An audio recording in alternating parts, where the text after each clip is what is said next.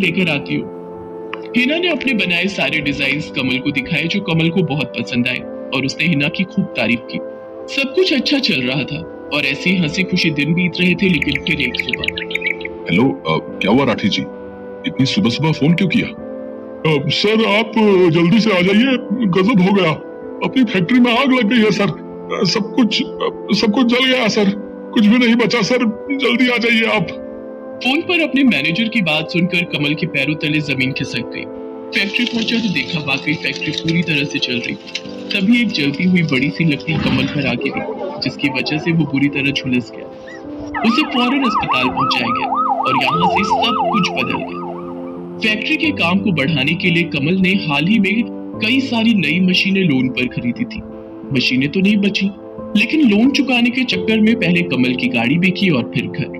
मजबूर होकर कमल और हिना किराए के मकान में रहने लगे थे। फिलहाल कमल की हालत ऐसी नहीं थी कि वो कोई और काम कर सके। ऐसे में हिना ने घर चलाने का जिम्मा उठाया और वो घर घर जाकर औरतों के हाथों पर मेहंदी लगाने लगी। हालांकि इस काम से उसे बहुत कम पैसे ही मिल पा रहे थे, लेकिन हिना फिर भी पूरी मेहनत कर रही थी। क्या से क्या हो गया ना हिना? मैं किसी काम का नहीं रहा, तुम बर्बाद हो गए। मैंने कहा था तुम्हें रानी बनाकर रखूंगा, मगर मेरे रहते हुए भी तुम्हें कितना संघर्ष करना पड़ रहा है। ऐसा क्यों कह रहे हैं आप बिल्कुल चिंता मत कीजिए, देखना धीरे धीरे सब ठीक हो जाएगा।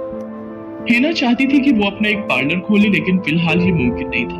मेहंदी लगाने का काम भी सीजन पर ही मिल पाता था, तो अब दिक्कत खाने पीने की भी होने लगी। ऐसे में हिना ने एक सेठ के घर मेड का काम करना शुरू कर दिया और फिर एक दिन, सुन, तुझे कोई मेहंदी वाली पता है क्या? क्यों मैडम? अरे वो तीज आ रही है ना, तो मेहंदी लगवानी थी। हाँ, बाहर इतनी गर्मी है, अब ऐसे में कौन बाहर जाए, तो घर पर ही आकर कोई लगा दे तो बढ़िया रहेगा। अब हाँ मैडम, मैं बहुत अच्छी मेहंदी लगाती हूँ, आप मुझसे लगवा लो। ना ना ना, अगर खराब कर दी तो? तीज की पार्टी है मेरे यहाँ, मेहंदी तो बढ़िया ही लगवानी है मुझे। मैडम आप बिल्कुल चिंता मत कीजिए, और रुकिए, मैं अभी आपको कागज पर मेहंदी का डिजाइन बनाकर दिखाती हूँ, फिर आगे आप ही तय करना। इतना कहकर हिना ने फौरन एक कागज लिया और कुछ ही देर में उस पर एक बहुत ही सुंदर मेहंदी का डिजाइन बना दिया। और फिर, अरे वाह, ये तो सच में बहुत सुंदर है, बिल्कुल नया और बहुत ही खूबसूरत डिजाइन है। अब तो ये डिजाइन मेरे हाथ पर भी सेम टू सेम लगा देगी ना? हाँ मैडम, आप मुझ पर विश्वास कीजिए, मैं बचपन से ही करती आई हूँ। उस दिन हिना ने पूरे मन से अपनी मालकिन के दोनों हाथों पर मेहंदी लगाई। हिना ने जो डिजाइन बनाया था वो एकदम नया था और सुंदर भी। फिर अगले दिन, नमस्ते साहब, वो आपको कुछ? हाँ, मैं तुम्हारा ही इंतजार कर रहा था। ये कल शिवानी के हाथों पर तुम्ही ने मेहंदी लगाई थी ना?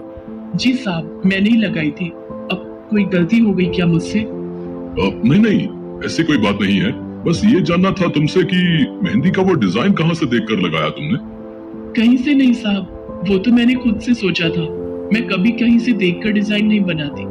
अच्छा, अगर ऐसा है तो जरा ये कागज और जरा इस पर एक मोर की थीम पर बेस्ड एक डिजाइन बनाकर दिखाओ, और याद रहे डिजाइन बिल्कुल नया होना चाहिए। जी साहब, बस 2 मिनट दीजिए। हिना ने बस कुछ मिनटों के अंदर वो करके दिखा दिया, जिसे देखकर उसका मालिक साहिल मल्होत्रा हैरान रह गया।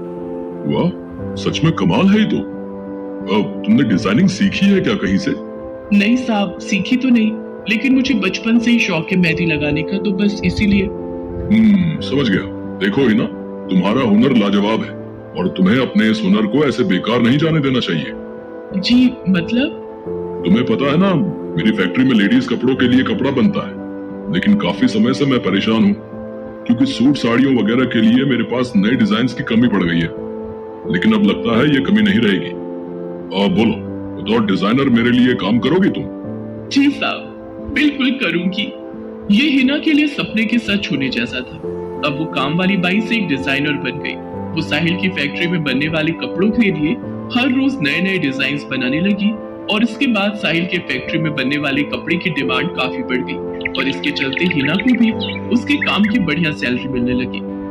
हिना अब अपनी कमाई से न सिर्फ अपना घर खर्च चलाने लगी, बल्कि उसने शहर के बढ़िया डॉक्टर से कमल का इलाज भी कराया, जिससे कमल बहुत जल्दी ठीक हो गया और उसने भी काम करना शुरू कर दिया। पर इस सब में पूरा 1 साल बीत गया और एक बार फिर से तीज का त्योहार आया। देखिए तो कैसी लग रही हूँ मैं? बिल्कुल चांद जैसी लग रही हो। हिना ने नई हरे रंग की साड़ी पहनी हुई थी जो उसने खुद डिजाइन की थी, और वाकई वो उसमें बहुत ही सुंदर लग रही थी। हिना, तुम सच में बहुत बहादुर हो। मैं तो उस हादसे के बाद उठकर खड़ा ही नहीं हो पाता, लेकिन तुमने सब कुछ ठीक कर दिया। तीज का ये त्योहार ही इसलिए है जी, मैं आपको कभी कुछ नहीं होने दूंगी।